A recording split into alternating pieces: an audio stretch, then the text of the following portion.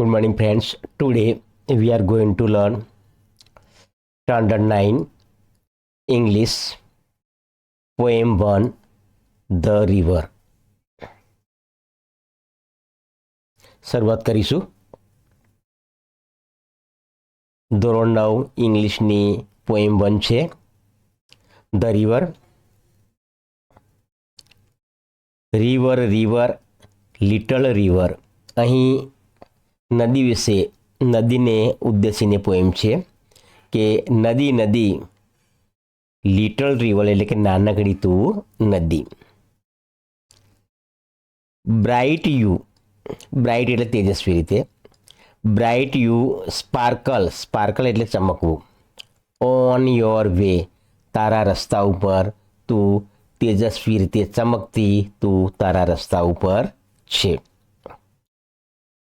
Over the yellow pebbles, over એટલે ની ઉપર, over the yellow pebbles, yellow એટલે કે પીળા રંગના, પેબલ્સ એટલે નાના પથ્થર હોય, કાંકરા હોય છે, તેને પેબલ્સ કહેવાય છે. યલો પેબલ્સ પીળા કાંકરા ઉપર ડાન્સિંગ તું નૃત્ય કરે છે. Over the yellow pebbles dancing. Through the flowers, flowers એટલે કે ફૂલો, એન્ડ ફોલીસ ફૂલો અને પાંદડાઓમાં થઈને ગ્લાન્સિંગ તું જોતી. લાઈક અ ચાઇલ્ડ તું એક બાળકની જેમ છે, લાઈક એ ચાઇલ્ડ કેવું બાળક, એટ પ્લે રમતમાં હોય તેવા બાળકની જેમ છે. હવે આ 4 સ્ટેન્જા છે, 4 કાવ્ય પંક્તિઓ, તેમાંથી આપણે પ્રશ્નો, ક્વેશ્ચન્સ અને જવાબો, આન્સર્સ જોઈશું. Number 1, what does the river do over the pebbles. Over the pebbles એટલે કે જે નાના પથ્થરો હોય છે, કાંકરાઓ હોય છે, તેની પર નદી શું કરે છે. અહીં ત્રીજી લાઈનમાં જવાબ છે over the payable, over the yellow pebbles dancing. તો આપણે જવાબને આ પ્રમાણે લખીશું. Answer, the river dances over the yellow pebbles. Number 2, through what does the river Glance. Through એટલે માં થઈને, સામાં થઈને, ધ રિવર ગ્લાન્સ નદી જુએ છે, દ્રષ્ટિપાત કરે છે. આન્સર આ પ્રમાણે છે, the river glances through the flowers and foliage. Foliage એટલે કે પાંદડાઓ. અહીં ત્રીજી લાઈનમાં જવાબ છે through the flowers and foliage glancing. Glancing એટલે જુએ છે. Number 3, to whom is the river compared. નદીની કોની સાથે સરખામણી થઈ છે. છેલ્લી લાઈનમાં છે like a child at play, રમતમાં બાળક હોય, બાળક રમતું હોય એની સાથે તેની સરખામણી થઈ છે. આન્સર આપણો આ પ્રમાણે છે, the river is compared to a child at play. પછીની લાઈન્સ જોઈશું. River river swelling river. Swelling, સ્વેલિંગનો અર્થ થાય છે સાઇઝ, કદમાં વધવું. River river swelling river. On you rush તું ધસી જાય છે, દોડી જાય છે. થ્રુ માં થઈને રફ, રફ એટલે ખાડા ટેકડાવાળું હોય, ખરબચડું હોય તે. એન્ડ સ્મૂથ, સ્મૂથ એટલે સમતલ, એકદમ સપાટ હોય. તો ખાડા ટેકરા અને સમતલ રસ્તાઓ પર થઈને રસ એટલે ધસી જાય છે, દોડી જાય છે. લાઉડર વધુ મોટેથી, ફાસ્ટર વધુ ઝડપથી, લાઉડર ફાસ્ટર બ્રાઉલિંગ એટલે કે ખડખડ વહેવું. મોટેથી, ઝડપથી, ખડખડ તું વહે છે. લીપિંગ કૂદતી, મોટેથી, ઝડપથી, ખડખડ વહેતી અને કૂદતી તું. ઓવર રોક્સ, રોક્સ એટલે ખડકો, મોટા પથ્થરો હોય જેને રોક્સ કહેવાય. ઓવર રોક્સ પથ્થરો પર થઈને. બાય રોઝ બેન્ક્સ ફૂલોની ક્યારીઓને, ક્યારીઓની જે હાર હોય છે તેને. સ્વીપિંગ સ્પર્શથી, સ્વીપિંગ એટલે પસાર થતી અથવા સ્પર્શથી, પથ્થરો પર રહીને ફૂલોની ક્યારાને સ્પર્શતી તું લાઈક ઇમ્પેટ્યુઅસ યુથ, જાણે કે ઇમ્પેટ્યુઅસ એટલે કે ઉન્મત્ત હોય, યૌવન હોય તેની જેમ. હવે પ્રશ્ન જોઈશું. Question number 1, what does swelling river mean? સ્વેલિંગનો અર્થ શું થાય છે? સ્વેલિંગ રિવરનો અર્થ શું થાય છે? આન્સર આ પ્રમાણે છે. Swelling river means a river, એક એવી નદી that is rising and growing in size, કદમાં તે વધે છે. નદી હોય તો હંમેશા નદીના કદમાં તેનો વધારો થતો રહે છે. Possibly due to increase water flow, અને લગભગ એવું શક્ય હોય છે કે પાણીના પ્રવાહને લીધે, પાણીનો પ્રવાહ હોય ઇન્ક્રીઝ થવો તો વધારે વધતો હોય છે, તેને લીધે આ નદી હોય એ પોતાની સાઇઝમાં વધતી હોય છે, વધારો થતો હોય છે. આ રીતે સ્વેલિંગ રિવરનો અર્થ થાય છે. Question number 2, how does the river flow over the rocks? Rocks એટલે ખડકો, પથ્થરો ઉપર થઈને કઈ રીતે તે વહે છે? અહીં છે over rocks, by rose banks, sweeping, અને આગળ છે શબ્દો louder, faster, brawling, leaping. Answer આ પ્રમાણે થશે.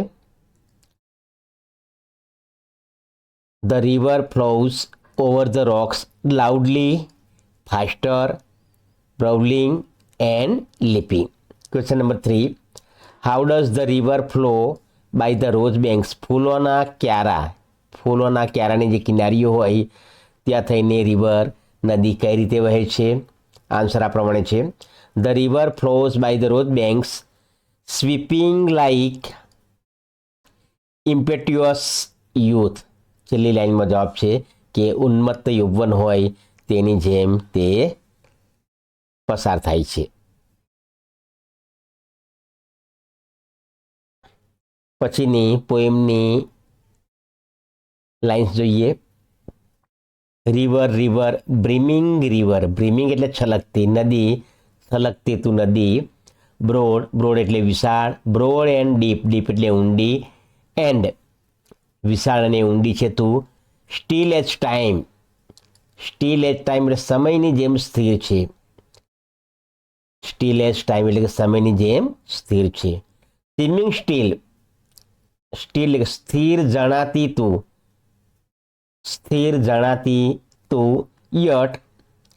Yet still in motion, yet એટલે છતાં પણ તું ગતિમાં છે. અહીં તું યટ સ્વિમિંગ સ્ટીલ એટલે કે સ્થિર જણાય છે, યટ એટલે કે છતાં પણ, સ્ટીલ ઇન મોશન તું ગતિમાં છે. ટેન્ડિંગ ઓનવર્ડ એટલે આગળ વધવું, આગળ વહેવું, આગળ વહેતી તું. ટુ ધ ઓશન એટલે સમુદ્ર, મહાસાગર, તું મહાસાગર તરફ આગળ વહે છે. જસ્ટ લાઇક મોર્ટલ એટલે જે મોર્ટલ માણસ, પ્રાઇમ માણસ પોતાના શ્રેષ્ઠ સમયમાં હોય તેની જેમ. પ્રશ્ન જોઈશું. Question number 1, towards what is the river flowing? શાની તરફ નદી વહે છે? આન્સર આ પ્રમાણે છે.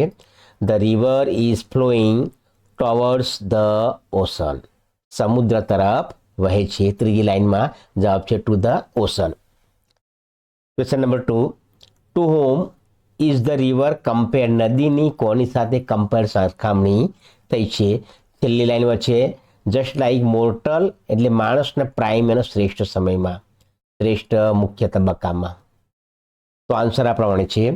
The river is compared two ની સાથે સરખામણી થઈ છે. મોર્ટલ પ્રાઇમ માણસનો એક પ્રાઇમ શ્રેષ્ઠ સમય હોય છે, એમાં જે માણસ હોય છે, representing the peak stage of human life, માનવીય જે જીવન હોય આનો જે પીક સૌથી ઊંચો સ્ટેજ તબક્કો હોય છે, શ્રેષ્ઠ સમય હોય છે, તેની સાથે તેની સરખામણી થઈ છે. Number 3, explain swimming still yet in motion, સ્થિર જણાતી તું છતાં પણ ગતિમાં છે. આને આપણે એક્સપ્લેન કરો એટલે સમજાવવાનું છે. Swimming still yet in motion means that although, જો કે ધ રિવર એપિયર્સ, કે નદી દેખાય છે કામ, એકદમ શાંત, એન્ડ મોશનલેસ, ગતિ વગરની, સ્થિર, ઓન ધ સરફેસ, પોતાની સપાટી પર તે શાંત અને મોશનલેસ, ગતિ વગરની જણાય છે. ઇટ ઇઝ પણ કન્ટિન્યુઅસલી ફ્લોઈંગ બીનીથ, તે નીચેની તરફ, નીચે સતતપણે વહેતી જ હોય છે, એ રીતે તે જણાતી હોય છે. પછીની લાઈન જોઈએ. રિવર રિવર હેડલોંગ રિવર, હેડલોંગ એટલે ઉતાવળી, નદી નદી ઉતાવળી તું નદી. Down you dash into, dash into એટલે ની તરફ ધસી જવું. ધ સી, તું સમુદ્ર તરફ ધસી જાય છે. સી એટલે દરિયો, દરિયા તરફ ધસી જાય છે. સી ધેટ, અહીં સમુદ્ર દરિયાનું વિશે લખ્યું છે. ધેટ લાઇન હાથ, હાથ એટલે ધરાવે છે. નેવર સાઉન્ડેડ, ક્યારેય માપી ન શકાય તેવું, તેની જે ઊંડાઈ હોય છે તે ક્યારેય માપી શકાતી નથી. સી ધેટ, અને સમુદ્ર કે જે સેઇલ પ્રવાસ કરે છે, એનો પ્રવાસ હોય છે. નેવર રાઉન્ડેડ, નેવર રાઉન્ડેડ, ક્યારેય પૂર્ણ ન થાય તેવો, એટલે કે નિરંતર એનો પ્રવાસ હોય છે, તે હંમેશા પ્રવાસ કર્યા કરે છે. કઈ રીતે? લાઈક કે ની જેમ, ઇટર્નિટી, અનંતકાળ સુધી તે પ્રવાસ કર્યા કરે છે. હવે આ સ્ટેન્જામાંથી પ્રશ્ન જોઈશું. Number 1, where does the river dash into, શાની તરફ નદી ધસી જાય છે? આન્સર આ પ્રમાણે છે. The river dashes into the sea, સમુદ્ર તરફ ધસી જાય છે. Number 2, why does the poet compare the sea with eternity, કવિ સરખામણી કરે છે સી એટલે સમુદ્રની, ઇટર્નિટી એટલે અનંતકાળ સાથે શા માટે સરખામણી કરે છે? આન્સર આ પ્રમાણે છે.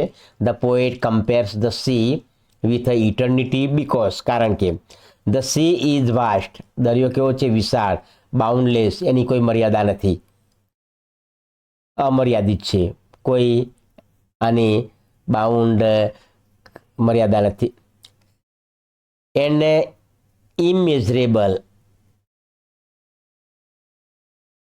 તે માપી શકાય તેવો નથી, અમાપ છે. જસ્ટ લાઇક ઇટર્નિટી, અનંતકાળ, ઇટર્નિટી અનંતકાળની જેમ. વિચ હેઝ નો એન્ડ, કે જેનો કોઈ અંત નથી. હવે number 3, write the rhyming words from the stanza, પંક્તિઓમાંથી આપણે રાઇમિંગ વર્ડ લખવાના છે. તો આન્સર આ પ્રમાણે છે. The rhyming words from the stanza are sounded and rounded. બરાબર, જે આપણો ઉચ્ચાર હોય છે સાઉન્ડેડ, રાઉન્ડેડ, ઉચ્ચારનો પ્રાસ સરખો હોય એ પ્રમાણે રાઇમિંગ વર્ડ્સ હોય છે.